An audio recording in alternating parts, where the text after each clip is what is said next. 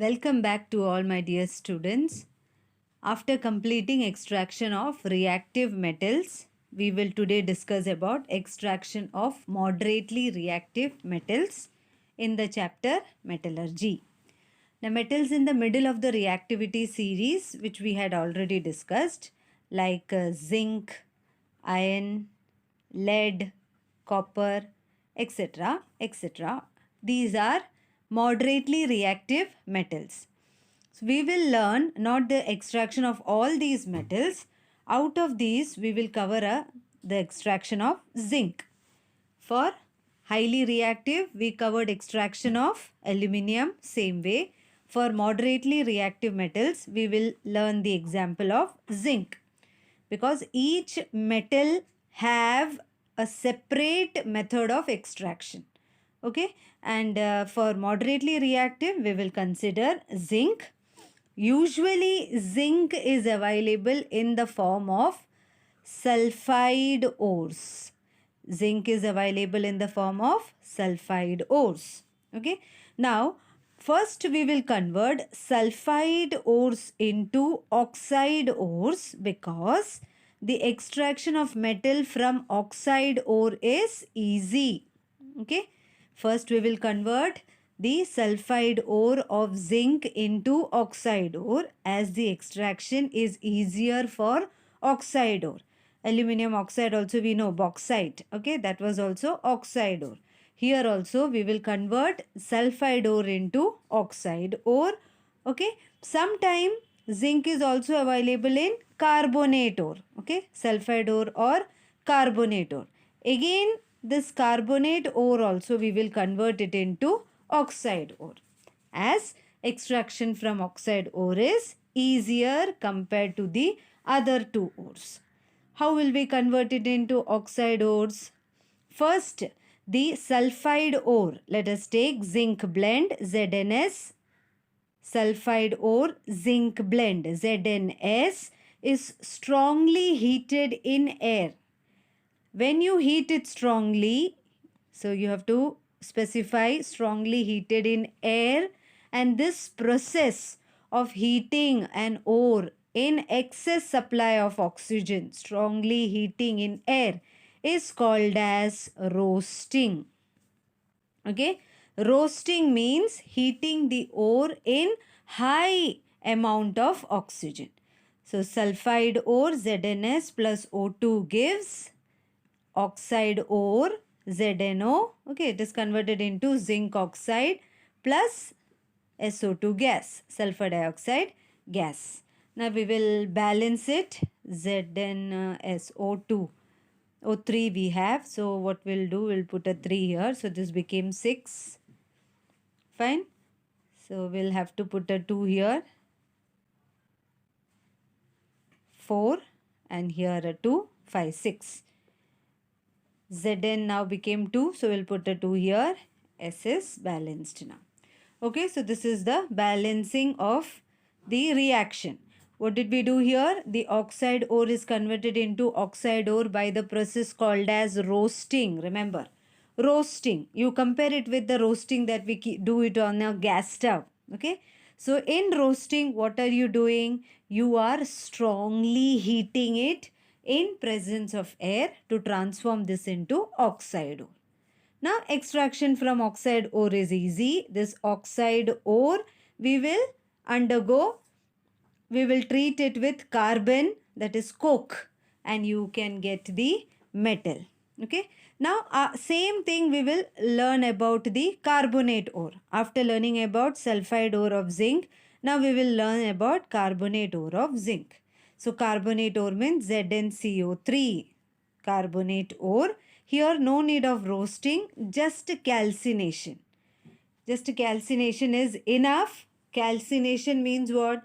In limited supply of air to transform the ore into oxide. Here in high amount of oxygen.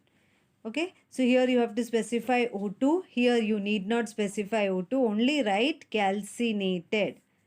Calcinated you have to write on the arrow. Understood?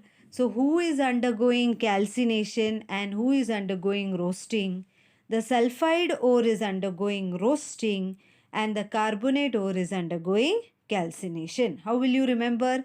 Carbonate ore, carbonate, C for carbonate, C for calcination. Like that you keep in mind. Okay, that is the clue. C for carbonate and C for calcination. So carbonate ore will undergo calcination. You will get again zinc oxide plus here carbon dioxide gas. Balance it. Zn, C. 3 oxygen. Okay, it is already balanced. Now both this is giving us zinc oxide.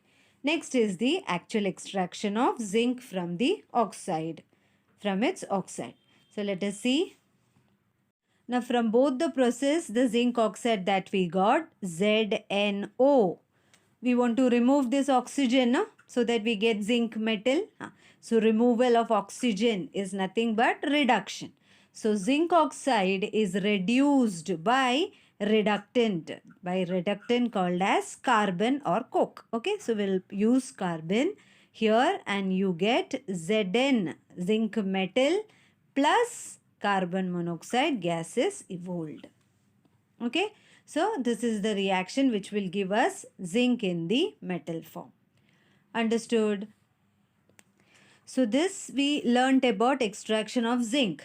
Now there is a reaction wherein you will learn about extraction of manganese. Okay, just one reaction is given in your book, so we will learn that. Manganese is extracted from its oxide ore MnO2. The other reaction and all you need not worry.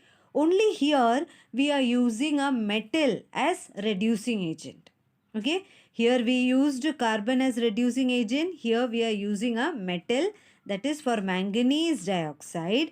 We are using aluminium as the reducing agent. Okay, so apart from carbon, some metals can be extracted by using the reducing agent like sodium, calcium or aluminium. So here we are using aluminium to extract manganese from manganese dioxide. MnO2 plus Al gives, we need manganese, so Mn will come out, plus Al2O3 aluminium oxide. Okay, now let us balance this equation. So this is completely different reaction. This has no relation with zinc reaction. Okay, children. So this is extraction of manganese from highly reactive metal. Aluminium is used as the reactant. Manganese extracted from its oxide ore by using aluminium as the reducing agent. So this aluminium is the reducing agent here. Reducing agent. So let us balance the equation here. Al2, so we'll put a 2 here. Now if you go to C, oxygen is 3 and here 2. So we have to put a 3 here and we have to put a 2 here.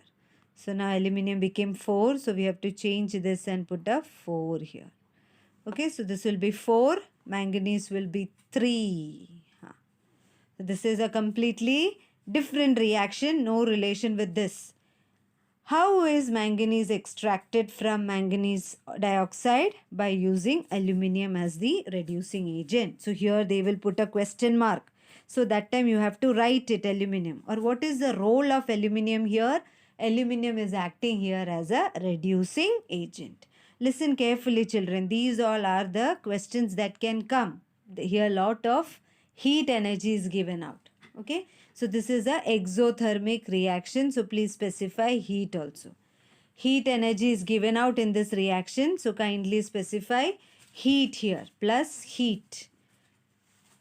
Now the second reaction where aluminium is used as a reducing agent, similar to the first reaction that we learned with manganese dioxide, is iron oxide reacts with aluminium. Iron oxide, so Fe2O3, iron oxide Fe2O3 plus aluminium gives metal iron plus Al2O3. So whenever this aluminium is used as reducing agent, it becomes a exothermic reaction. High amount of heat energy is given out. Okay. So because of the heat evolved is so large, no? Because of the heat which is evolved in these reactions, as it is so large, you get this metal iron in molten form.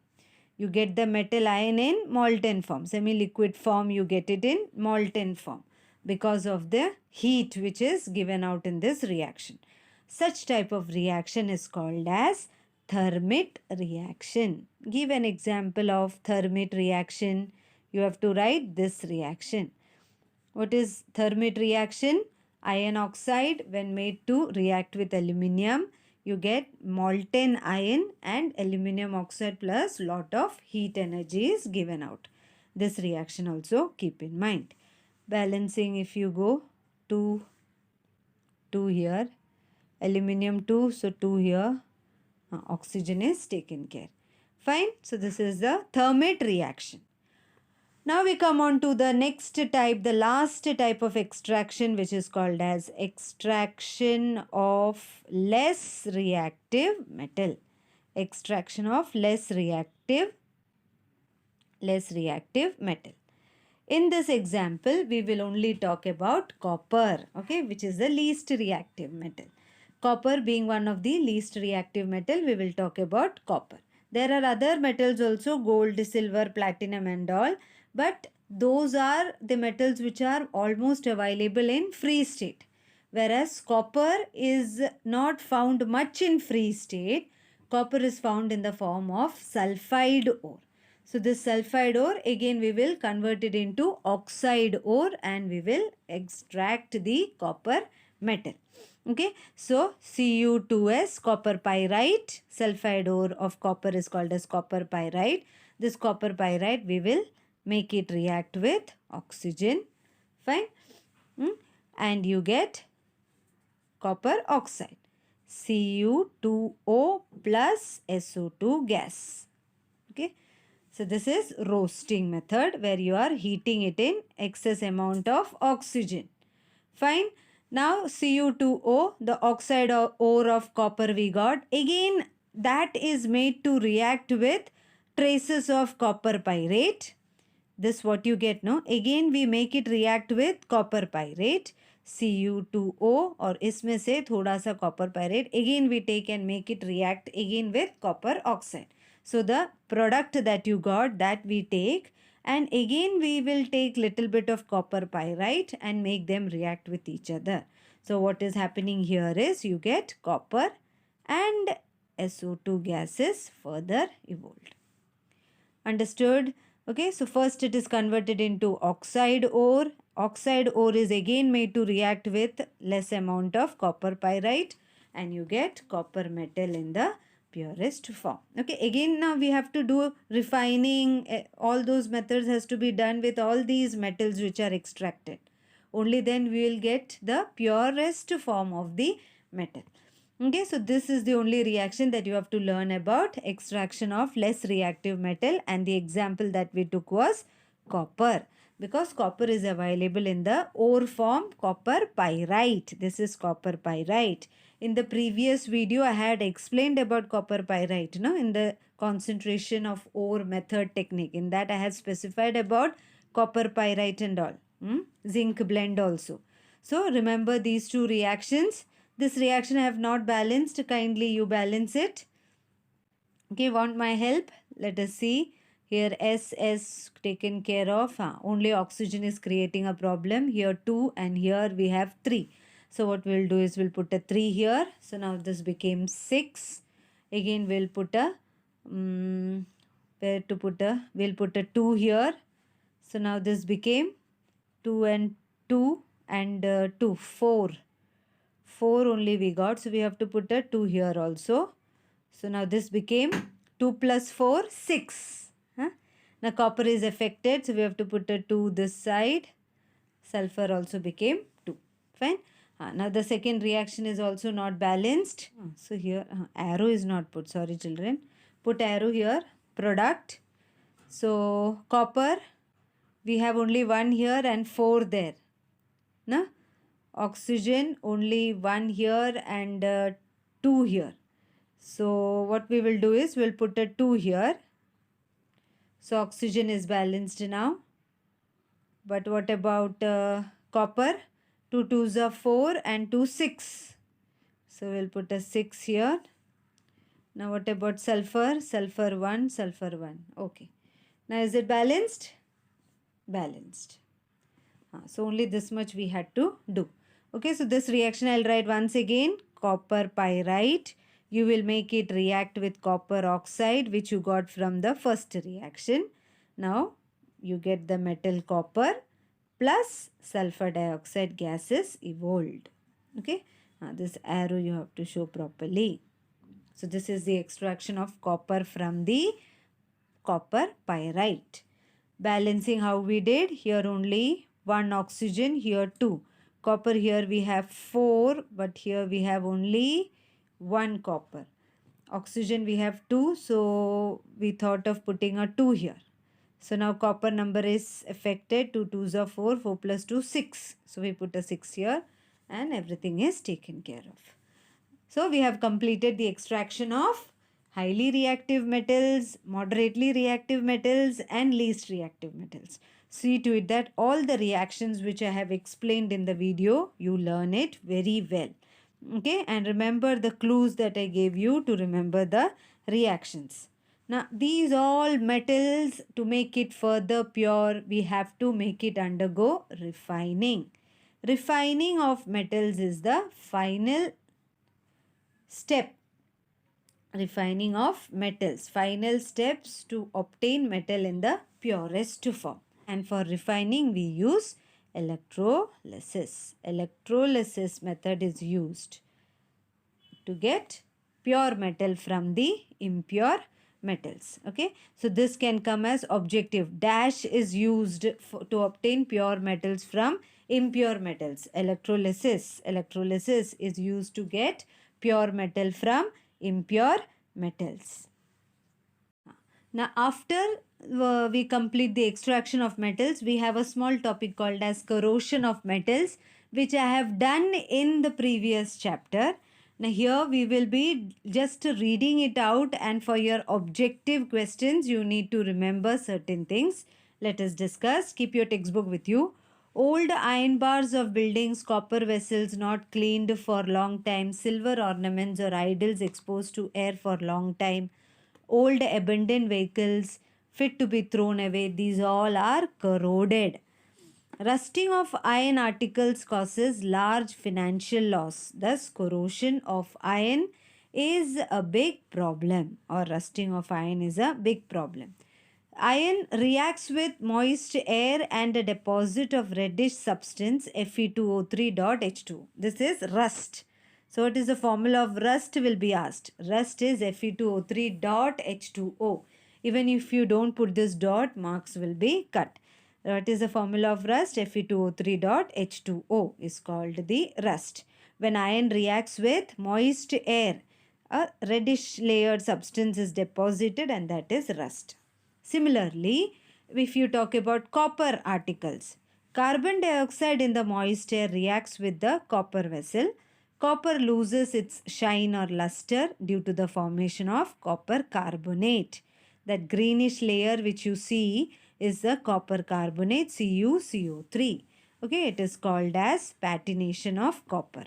Formula of rust, Fe2O3.H2O. Formula of copper carbonate is CuCO3, which is called as patination of copper. Okay. So formation of green layer on copper vessel is called as patination of copper. Why is it formed? It is formed because carbon dioxide reacts with the moist air and this is deposited onto the copper vessel.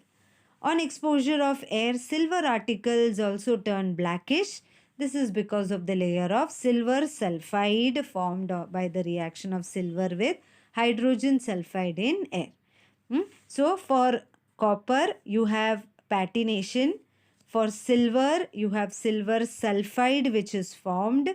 Silver sulfide, reaction of silver with H2S gas, okay, in the air.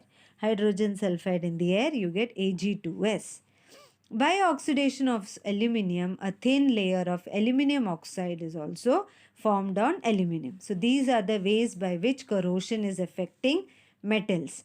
Iron, copper, here silver and this aluminium. Aluminium oxide is formed. For silver, silver sulfide is formed. For copper, copper carbonate is formed, and for iron, rusting, that is Fe2O3.H2O. Now, what are the prevention methods for this corrosion?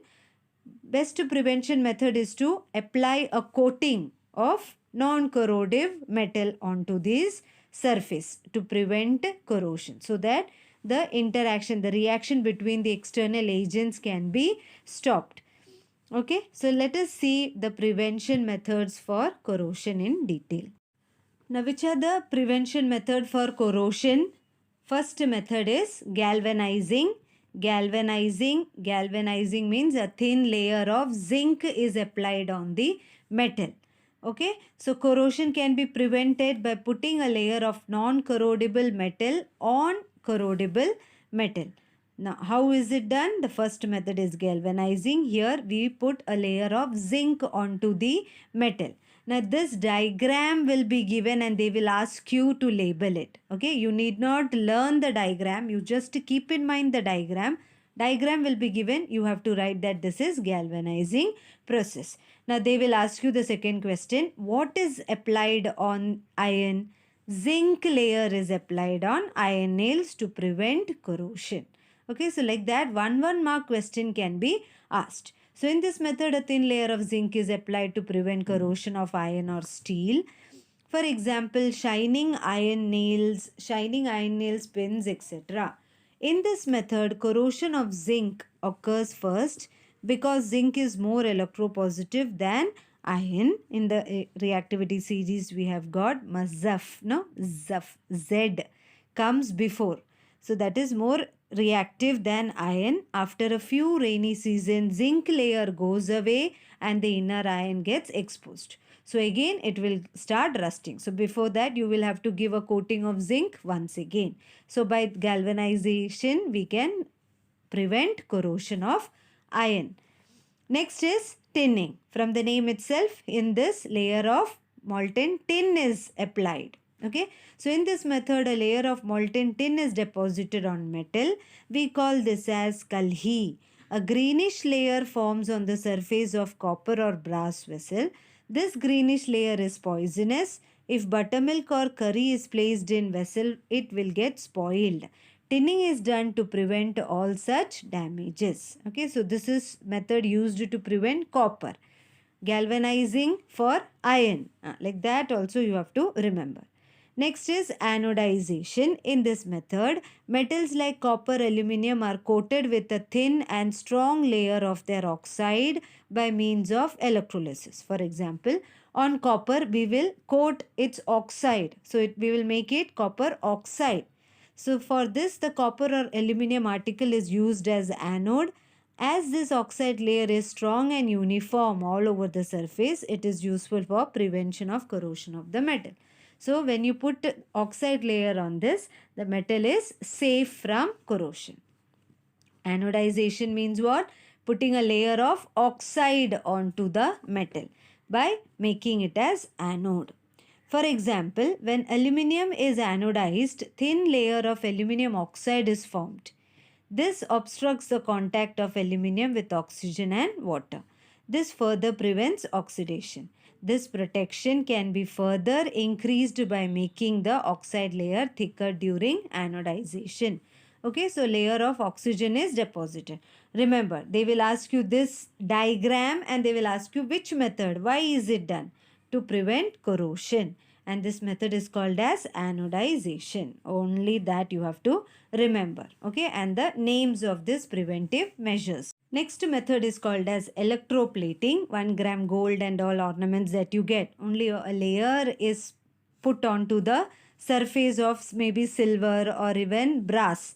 Okay, just a coating of gold is given in electroplating. In this method, a less reactive metal is coated on a more reactive metal by electrolysis. Silver spoons, silver plated spoons, gold plated ornaments are the examples of electroplating. Remember the figure. They'll give you the figure and ask you to name it. It is electroplating used to prevent corrosion. Okay. So silver spoons. Silver is made as anode and for cathode we have aluminium. So onto aluminium this silver will get deposited. So actually it is aluminium, we give it a coating of silver. Same way we get some ornaments also, no, gold plated ornaments. Same method is used, which is called electroplating. Now we come on to the last method, which is called as alloying. As we know, it is mixture of one or two metals. Majority of the metallic substances used presently are in the form of alloy. The main intention behind this is to decrease the intensity of corrosion of metal. Homogeneous mixture formed by mixing a metal with other metal. One metal mixed with other metal at a certain proportion is called alloy. Okay. For example, bronze alloy made from copper and tin, that we all know. But how much copper? 90% copper and 10% tin. Bronze, copper and tin. Bronze is made from copper and tin, 90% copper, 10% tin. Bronze statues do not get affected by sun and rain. Stainless steel does not get stains with air or water and also does not rust. It is an alloy made from 74% iron, 18% chromium and 8% carbon. In recent times, various types of alloys are used for minting coins. Okay, so stainless steel is an alloy made up of iron, chromium and carbon, so that it does not rust. Like that, for minting coins also we use various types of alloy. Do you know part is cancelled for you? 8.13 diagram. This diagram also you need not worry, this is cancelled. Okay, so whatever I have taught you, only those things you keep in mind. Prevention of corrosion is a theory based question. You have to remember the methods of preventing corrosion. Anodizing, galvanizing, tinning, electroplating, all those methods, alloys, etc. Okay, so I hope you are very much confident with this chapter. I gave you ample time to revise each part. In the next video, we will start with the next chapter, that is carbon and carbon compounds. Till then, bye students and take care.